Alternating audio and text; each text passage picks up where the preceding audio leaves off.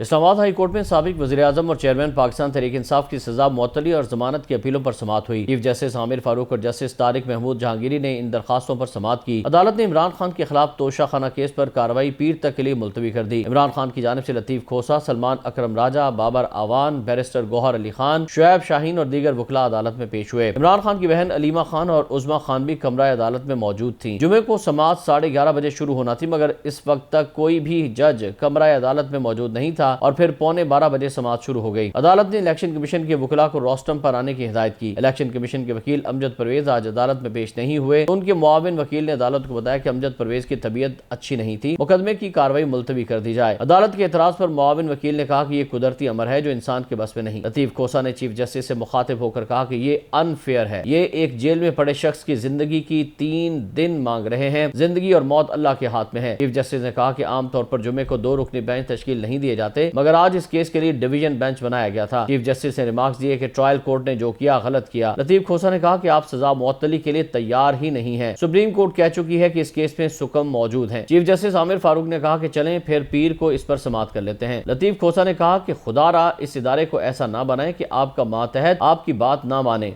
लतीफ खोसा ने कहा कि अब मैं आपकी अदालत में नहीं पेश हूंगा, आप जो मर्जी फैसला कर लेना। लतीफ खोसा रोस्टम से आ रहे थे तो कमरा अदालत में मौजूद पीटीआई से ताल्लुक रखने वाले वकला फिक्स बेंच नामंजूर और शेम शेम के नारे लगाना शुरू हो गए। सिक्योरिटी एहलकारों ने वकला से कहा कि वो जो भी करना चाहते हैं बाहर जाकर करें, यहाँ कमरा अदालत में ऐसा करने के मजाज नहीं है।